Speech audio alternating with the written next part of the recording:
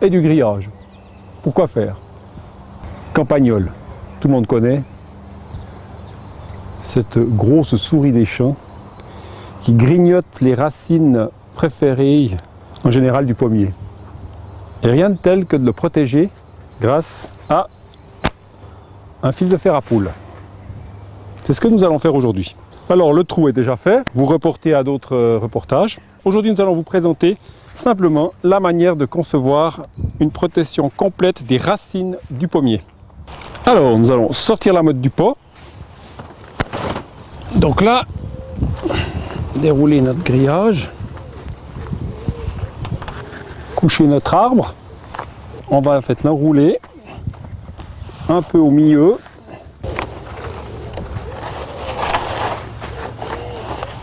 bien croiser de cette manière, puis là on va pouvoir couper.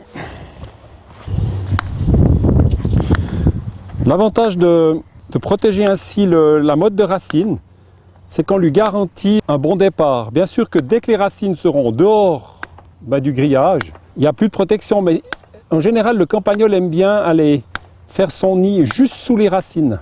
Comme ça les petits ont directement accès à la nourriture, qui est en fait l'épiderme de la racine, la partie aqueuse. Et c'est comme ça qu'il ronge toute cette partie d'écorce de la racine.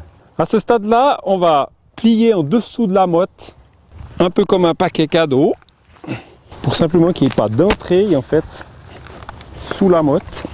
L'avantage de ce grillage à poule, c'est qu'il est très malléable et qu'il va épouser la forme de la motte. Voilà.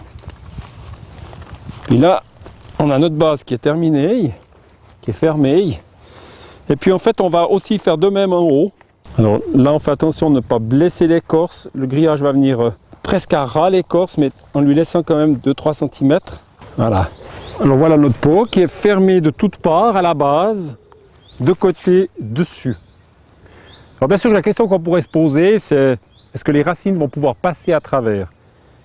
Bien sûr qu'elles vont pouvoir passer à travers.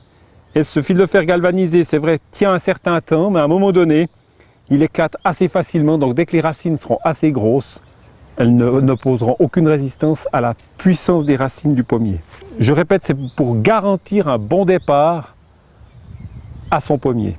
Maintenant, on va passer à la suite, qui est en fait assez banale. C'est une plantation normale. Dans le cas où vous auriez un bourrelet de greffe, il faudrait bien sûr tenir compte qu'il doit être juste à fleur, juste en dessus du niveau de terre. Voilà. Alors, je vais poser la motte complète au fond du trou. Donc là, c'est le dernier moment pour penser l'orientation des branches. Bien sûr qu'après, il va être tutoré. Comme pour une plantation standard, on va profiter d'apporter un peu de compost. Voilà, il y a le reste. On profite de tasser un peu, somme toute le trou est assez étroit. On va profiter aussi de faire une petite cuvette. Alors là, je dirais, il y a deux choses à faire. Là, pour terminer, c'est clair, on va en faire un bon arrosage. Mais peut-être vous avez remarqué quelque chose. À côté, je l'ai planté au milieu d'une plante que peut-être vous connaissez. Hein, c'est de la tanésille.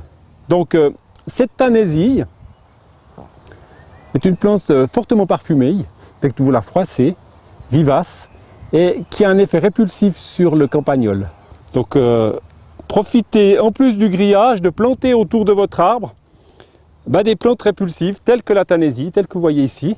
C'est un gage de succès et d'éloignement pour ces campagnols. Il ne nous restera plus que l'arrosage, le tutorage, et le tour est joué.